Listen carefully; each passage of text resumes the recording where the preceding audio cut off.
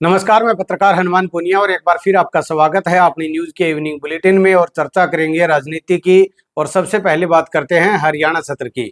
उसके बाद हम सिरसा की खबरें भी आपको बताएंगे।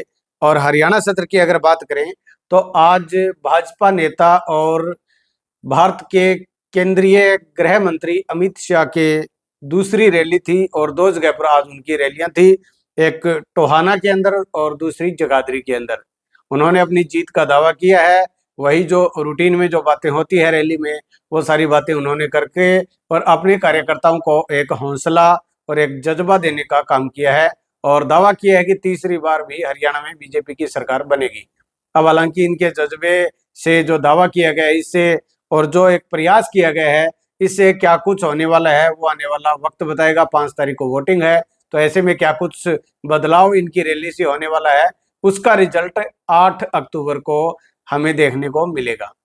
इसके अलावा कुमारी सैलजा को लेकर पूरी राजनीति गरमाई हुई है और कुमारी सैलजा लगातार चुनाव प्रचार से बाहर चल रही थी।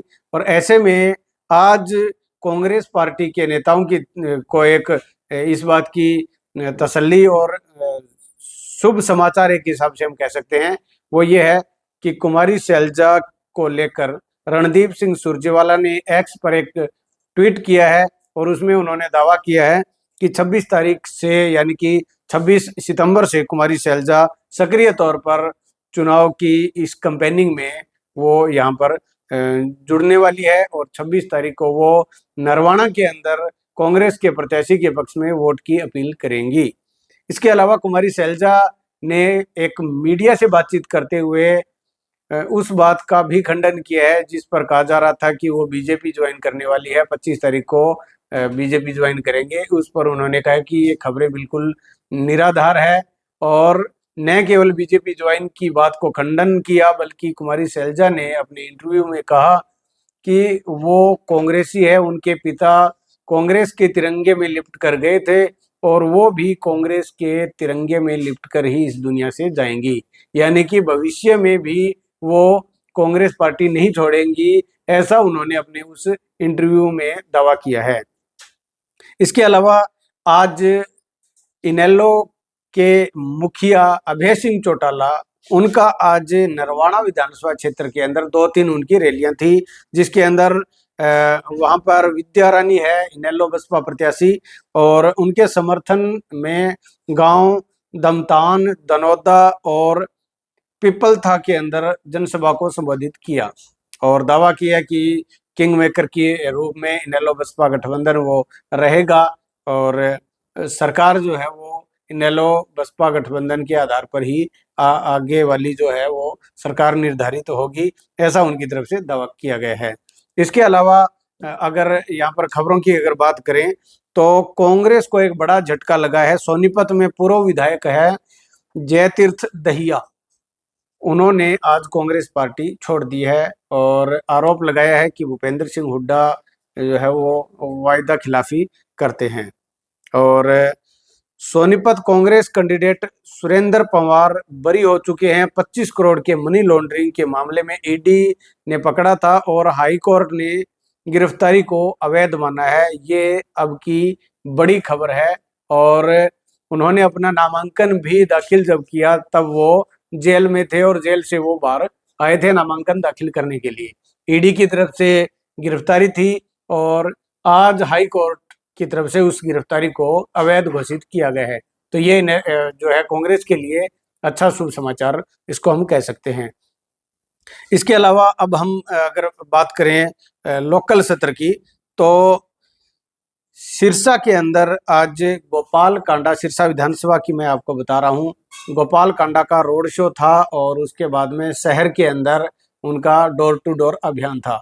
काफी उनको सहयोग जो है वो लोगों की तरफ से, वोटरों की तरफ से मिल रहा है।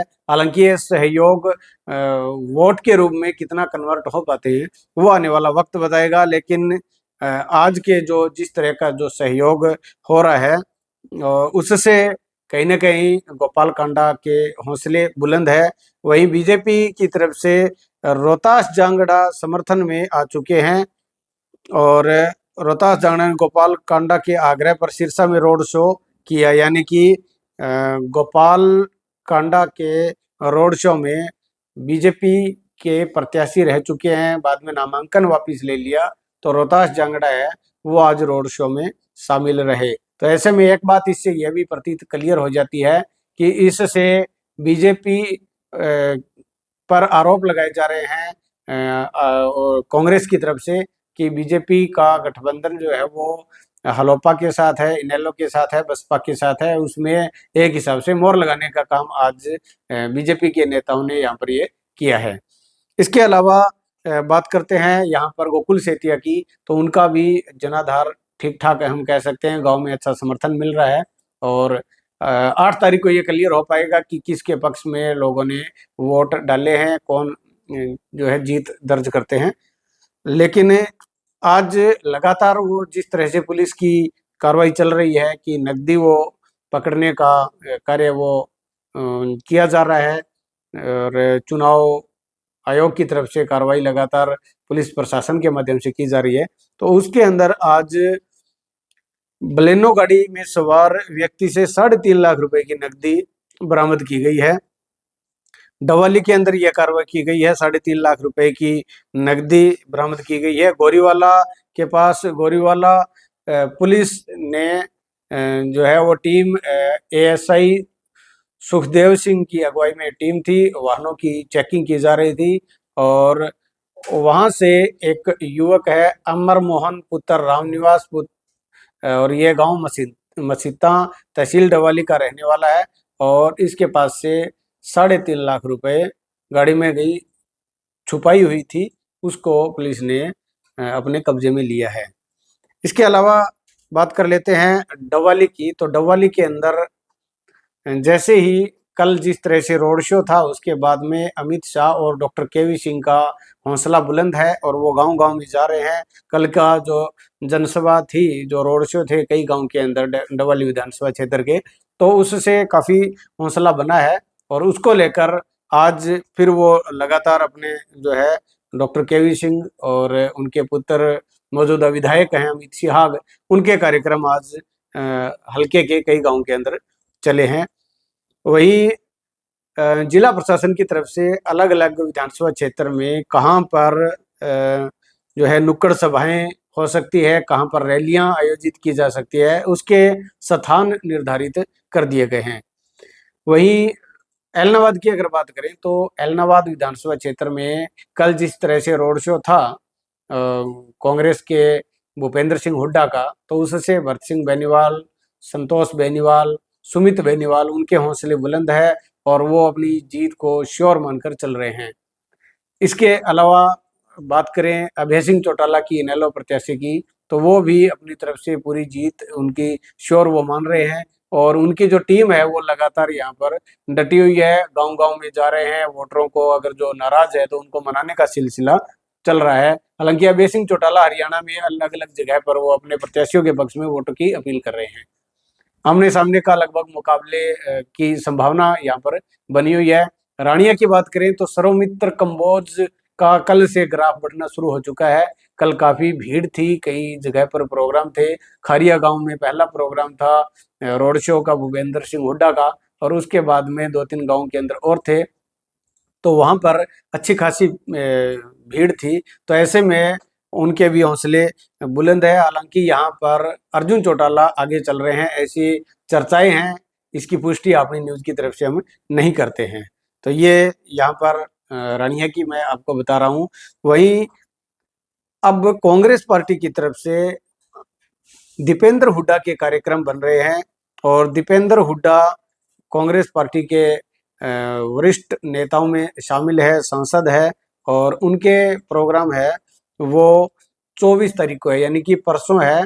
फतेहाबाद के अंदर उनका पहला कार्यक्रम रहेगा। बिरडाना गांव के अंदर वो हेलीकॉप्टर से पहुंचेंगे और उसके बाद में वो रतिया विधानसभा क्षेत्र के गांव के अंदर वो जाएंगे और वहां पर जनसभा को संबोधित करेंगे और उसके बाद में रानिया के अंदर उनके कार्यक्रम रहेंगे। पहला पन्नीवाड़ा मोटा में रहेगा, उनका 1 बजे का टाइम दिया हुआ है। वहीं उसके बाद में दूसरा प्रोग्राम उनका बनी के अंदर होगा, वहां पर 2:30 बजे का वक्त दिया गया है। कालांवाली विधानसभा क्षेत्र के अंदर भी उनके कार्यक्रम रहेंगे। सिकंदरपुर में 4 बजे का उनका कार्यक्रम है। सिरसा विधानसभा में भी रिद्धि सिद्धि रिसोर्ट में उनका कार्यक्रम रहेगा। और एक अमीर चंद चावला जो कि कांग्रेस पार्टी की टिकट वो मांग रहे थे, उनके घर पर भी रात को 8 बजे दीपेंद्र हुड्डा पहुंचेंगे।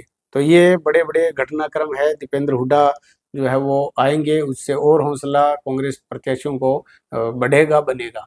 इसके अलावा अगर हम बात कर लेते हैं इनेलो की, तो इनेलो की 25 तारीख को जो ताऊ देवीलाल जयंती पर रैली आयोजित होनी है उचाना के अंदर, उसको लेकर पूरी तैयारियां चल रही है। और उम्मीद जताई जा रही है कि लाखों की संख्या में इनेलो बसपा के जो कार्यकर्ता है वो वहां पर पहुंचेंगे और उस रैली के बाद में चुनावी समीकरण बदलेंगे, ऐसा हमें अनुमान है। उससे क्या कुछ फर्क पड़ने वाला है वो 25 तारीख की शाम को हम उस शाम वाले बुलेटिन में उसके बारे में आपको विस्तार से बताएंगे। तो आपको हमारा ये एपिसोड किस तरह से लग रहा है? पिछले करीब 1 महीने से आज 29वां एपिसोड है हमारा। तो 1 महीने में हम लगातार आपको हरियाणा की और सिरसा की राजनीतिक घटनाक्रम के बारे में विस्तार से बता रहे हैं। अगर आपको लगता है कि हम बेहतरीन पत्रकारिता कर रहे हैं, तो आप हमारे इस वीडियो को शेयर ज़्यादा से ज़्यादा करें, ताकि और लोगों तक हमारी ये पत्रकारिता, हमारी ये जो जानकारी है, वो ज़्यादा से ज़्यादा लोगों तक पहुँचे। आपका बहुत-बहुत धन्यवाद।